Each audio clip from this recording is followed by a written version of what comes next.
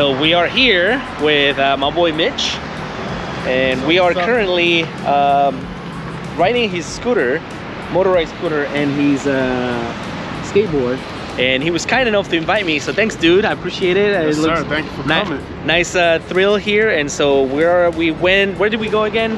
Just came from Ferry Point Park, which has a nice bike trail. We saw the ferry, water. Now we're on the Hudson Trail, and then we're going to connect to Pelham Bay to go to Co-op City Trail. And then maybe, and just maybe, I'll fly the drone. So we're gonna go Orchard Beach. We're doing the Orchard Beach.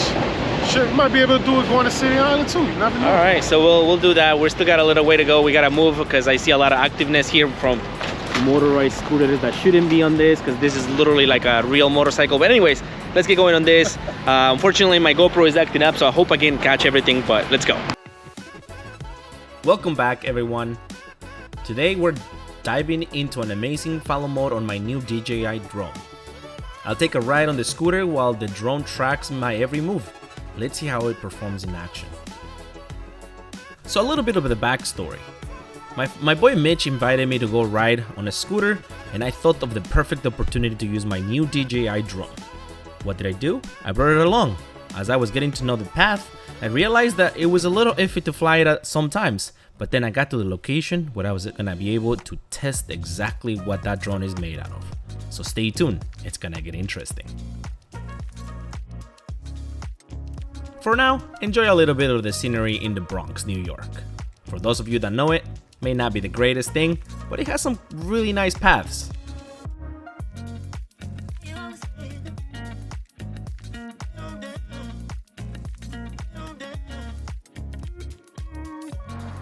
So as you can see here, I made it to the location where I wanted to try this out. So in here, as you can see, I stopped to actually set up the drone.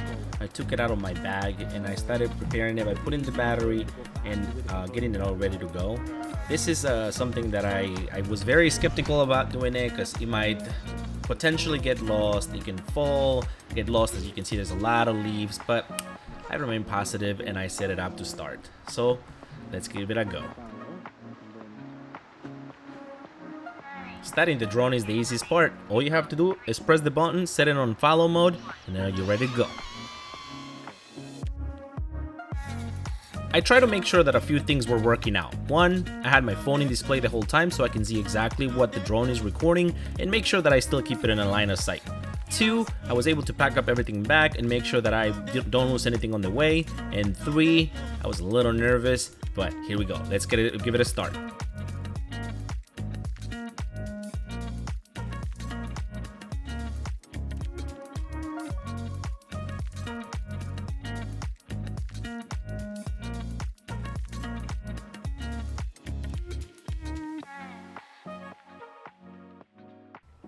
Alright, here we go.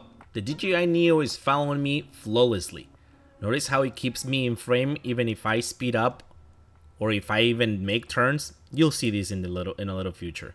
This is great for capturing dynamic footage for vlogs or action shots.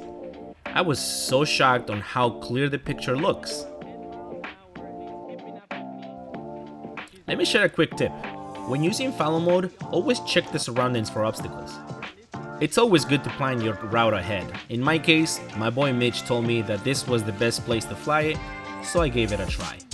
Keep an eye on your battery, because this mode can drain it pretty quickly. I was very worried about losing it at some point, so I kept on looking at my screen. I'm sure that you can see that on the left of the screen.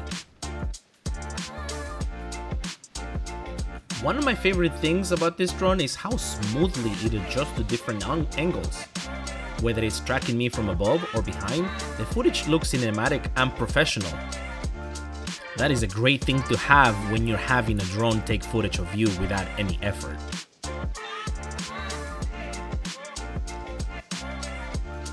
One another thing I loved about this drone is handling at high speeds. Another impressive feature of DJI NEO is how well it handles at higher speeds. Even if I push past 12 miles an hour, the drone keeps up effortlessly, maintaining a stable and smooth footage. This makes it ideal for capturing paced activities like biking or running, or in my case, scootering.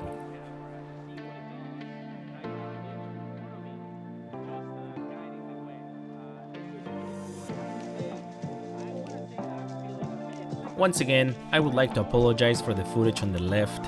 Somehow when I set up my GoPro, it wasn't properly set up and the footage was pointing up the whole time, so I apologize for that.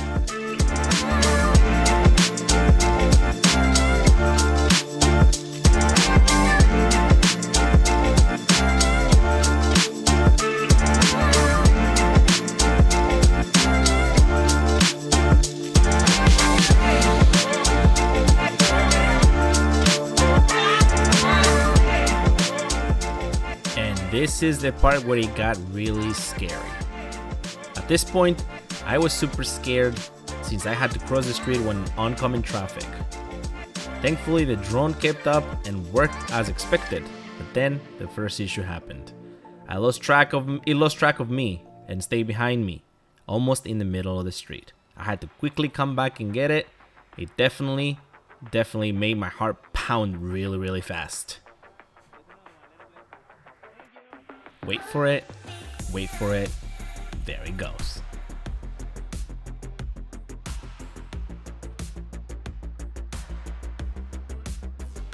This is a challenge. So as you can see there, the drone had a bit of trouble when I made a sharp turn under these trees. It's a reminder to be cautious in areas with low-hanging branches or other obstacles. Thankfully, I was able to go back and get it with a smile, and a car did not destroy it on the way somewhere.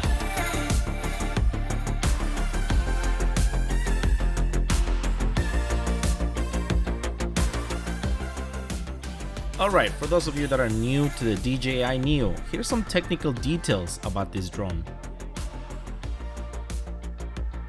Camera quality. It comes equipped with 4K UHD camera capable of capturing stunning detail footage up to 60 frames per second. Stabilization. The X-axis or 3-axis gimbal ensures smooth and professional looking videos even during fast movements. Battery life. It offers up to 30 minutes of flight time on a fully charged battery, perfect for extended shots. Follow Mode Tech. The advanced Active Track 4.0 technology uses AI to lock onto subjects and maintaining tracking accuracy. Obstacle avoidance. It actually doesn't have any. App integration. The DJI Fly app provides intuitive controls and real-time footage monitoring, making it user-friendly for beginners and experts alike.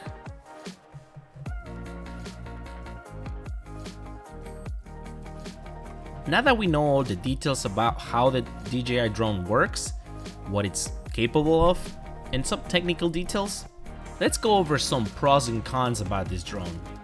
Pros. Stunning aerial footage that adds cinematic touches. Hands-free tracking with follow mode. It's perfect when you don't want to use a controller, all you can use is your phone. Great for covering large areas or dynamic activities. Enhances your content production value. Now let's go over some cons.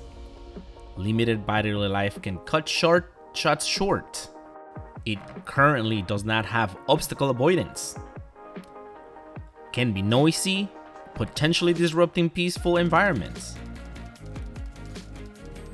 Steeper learning curve compared to handheld cameras. Consider these points when deciding if a drone fits your vlogging strategy.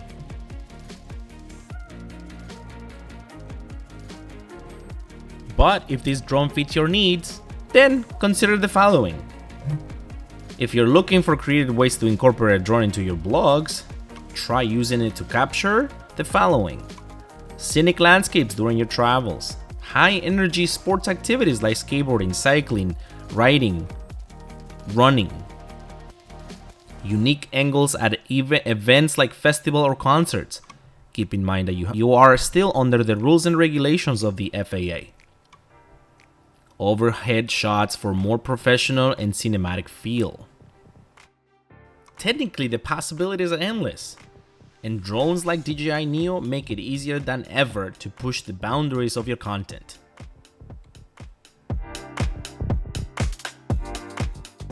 Anyways, let's get back to the video.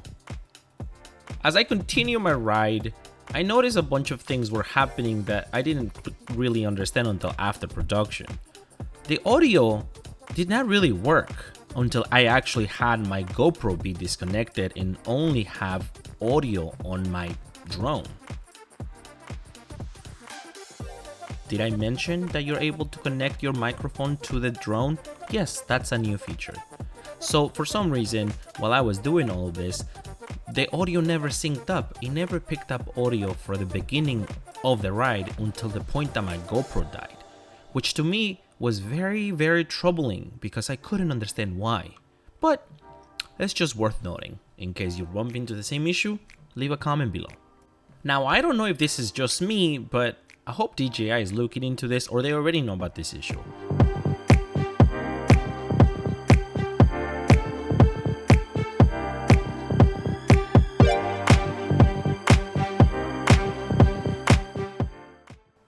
Either way, big shout out to my boy Mitch for inviting me over to go and do their scooter ride.